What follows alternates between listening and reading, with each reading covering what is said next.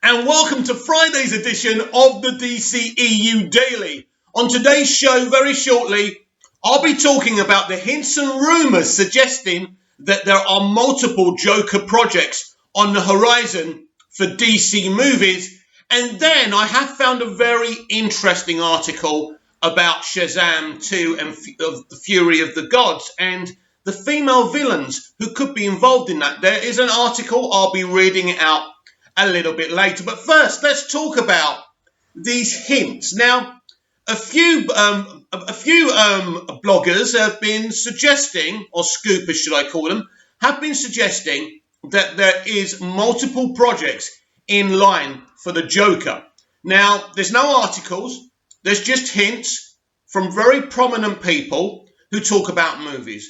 Now, you've also obviously got Joaquin Phoenix's Joker. Jared Leto's Joker is officially coming back, filming his stuff for Zack Snyder's Justice League right now.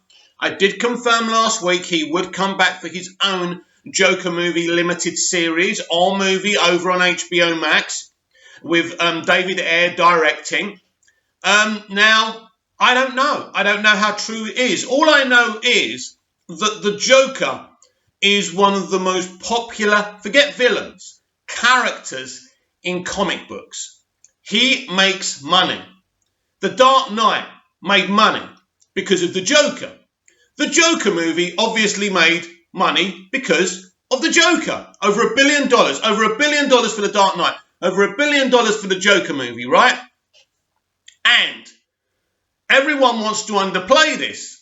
But one of the reasons that David Ayer's Suicide Squad did so well, despite terrible reviews and responses from fans and critics, was because of the Joker. People were intrigued to see what Jared's Joker was going to be like, whether they liked it or not. The Joker puts butts on seats. So I have no doubt that they are planning multiple projects for these different types of Jokers. But you've got to understand something. Joaquin Phoenix has never reprised his role as anything in his career. He's an indie type actor who looks at the script and decides if it's something he can sink his teeth into. Now, the way Todd Phillips went after Joker and went at the project, that made Joaquin very curious and intrigued and wanted to do it. And of course, he made it. The performance was amazing. So I don't know how realistic it is for Joaquin Phoenix to return. I would like Joaquin to return. I'm not like some of these others who just want the Joker movie to be a one and done. So I would absolutely love that. But how viable these multiple Joker projects are, you don't know. I don't know. My sources are not saying anything about this. So it'll be very interesting to see in the weeks and months to come if anything more is to come of this. Right now, we know nothing. Right. Shazam 2 to feature 3 villainous sisters. But who could they be? Exclusive, posted by Brandon Zachary of the... Where are we? Sorry. I did see the name. I did see the name of the site, but then something got in my way. I think they're called the Illuminati. Something like that. Anyway. So 3 mysterious sisters have been added to cast listings for the upcoming Shazam 2, aka Shazam Fury of the Gods, as adversaries to the film. But who could these mysterious characters be? And what kind of connections might they have with other corners of the DC Extended Universe? After massive global success for Shazam, and with Black Adam still on the road to production despite having its release date delayed indefinitely as reported by Screen Rant, it makes sense the current cinematic incarnation of the DC Universe to feature more concepts and characters from that corner of the superhero universe. But it appears 3 more mysterious figures are coming to the big screen with Shazam in his next adventure. Members of the Illuminati have been getting updates about the casting search for Shazam Fury of the Gods recently. Production on the film is set to begin in 2021, and 3 more adversaries have been added to the cast listings for the DCEU film. Only referred to as sisters, the 3 antagonists will differ in age. The youngest of the trio will be 17, and casting sheet suggests Spider-Man Far From Home star Zendaya. Oh God, as a template. Oh God, please no. The middle sister will be an established adult, with Halle Berry and Eva Green offered as suggestions of what the producers are considering. Finally, eldest sister is described as being in her 50s or 60s, and Helen Mirren is the specific actress suggested as their dream casting for Shazam 2. Well, I can live with that.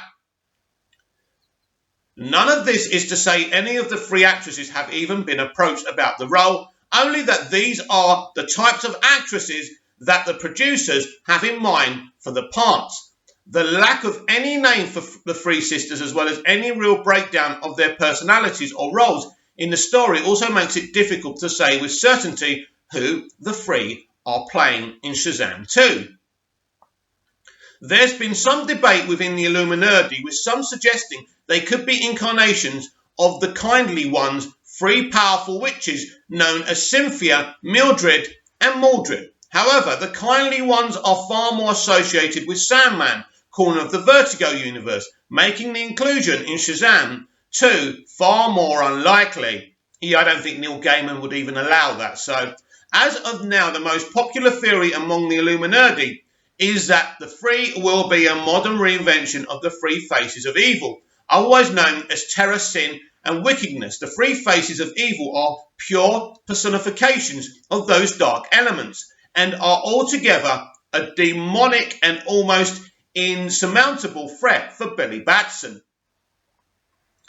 In the original comics, the evil is personified into a monstrous three-headed dragon, which would make for a pretty exciting climactic battle. For the filmmakers to incorporate the three faces of evil, they'd likely have to reinvent them, which would explain the three sisters having a demonic force like the three faces of evil. Would also track with other news. The Illuminati has heard about the upcoming Shazam 2 film, including the earlier news that also the demonic Sabbac will be featured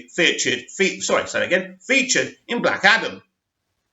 Could the same forces moving against Black Adam also be targeting Shazam? That would make sense, wouldn't it? Do you think the three sisters could be someone else entirely in Shazam 2? Let us know in the comments, blah, blah, blah. Well, that's interesting. Always good to be hearing something about Shazam Fury of the Gods, because we really haven't heard very, very much. So it'd be exciting to see what direction this film's heading in.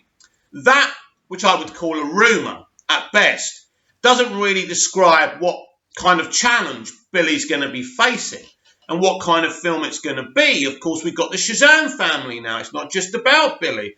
And so that's interesting. Could Henry Cavill's Superman cameo in this movie? These are all exciting things that we're not going to find out right now, and we're not even able to see the film at the moment. It has a placeholder of 2023. As I say, all these postponements and delays are just kind of, well, they're just kind of placeholders. They're not cement, as we know. These films can be moved about and will be moved about very, very quickly and significantly, and could even move to streaming eventually if we get to the situation of this time next year and movie theatres are not viable. They will have to look at, streaming and pay-per-view, because, for example, you can't keep on postponing Wonder Woman 1984 if we get to this time next year. It's ridiculous. That film has to be shown to audiences, and there's only one way of doing it. But we will see what happens with that. Now, I want to talk about something random I've been thinking about in the past couple of days. How will you watch Zack Snyder's Justice League? I know that sounds a bit stupid and random, right? But it's not, because I've been thinking about this. And if I asked you how would be your perfect way of watching this, and I'm not talking about HBO Max. That's the place you're going to be able to see over in America. I think the rest of us all over the world will get it on different platforms, maybe Netflix, maybe Prime Video. I don't know how it's going to work out. It's looking like HBO Max won't go global by the time this film is released, or maybe it will. We will see. Anyway, basically, we want to support every version of this film, whether it's in 4 parts, when it's a movie, when it's a noir movie. We want to watch them all. It's not a question of not supporting the different versions. It's about personal preference. Now, I saw Man of Steel, as you did, and Batman vs Superman, Dawn of Justice, the Ultimate Edition, as proper whole movies. For me, I would rather see it as Zack Snyder's Justice League as a movie first. And I'll tell you for why. If I watch it, first of all, as a four-parter, every time I watch the movie, I'm going to say, oh, this is the cliffhanger. This is the ending of episode 2. This is the episode 1 cliffhanger, right? I don't want that to stick in my mind. That's going to ruin it for me. I'd rather see it as a film. And as I say, I don't think I'd have the patience not to watch, whatever it comes out as. And it's going to come out as a series, first of all. And I think we're going to have to wait several months until we get it as a movie, then an IR movie. These things are going to take time. They're not just going to throw it all at us at the same time. I wish they would. I wish there would be a choice over at HBO Max. Right, you can watch it as a series once a week. But they're not going to do that, are they? They're not going to say, oh, tune in next week and then have us watch the whole movie. It's not going to work out, is it? So that's not going to happen. We're going to have to wait to see it as a proper movie. The reason it's in 4 parts, because it makes sense business-wise. They know this is going to be the most streaming event of all time. The interest in it, whether you love Snyder or hate him, is there. It's huge and it's massive. But yeah, if it was up to me, I'd certainly be watching this as a movie first, because I think that's the way it was supposed to be. It's interesting because he's doing lots of additional photography. Part of that, of course, is to put in these cliffhangers. But also, will he be filming certain things that he'll be putting in the movie to make it... Maybe he'll pull out the cliffhangers for the movie and just add different stuff. I don't know. It looks like basically what he's doing, what he's allowed to be doing with his Justice League movie is like going to a restaurant and being able to order everything you want for free. Steak, chips, eggs, and then your dessert without having to pay anything. He's basically, the world is his oyster. He can do whatever he wants. And it'll be interesting what we get because of that. But yeah, I mean, you can comment down below and let me know what you think. And how would you prefer to watch Zack Snyder's Justice League? Episodically or as a movie? You can also tweet me at Movies TV Mad. So give me a follow and say hi over there. But yeah, definitely I'd love to see as a movie. Comment down below, like, share and subscribe. And I'll be back tomorrow with even more DCEU Daily. See you again soon.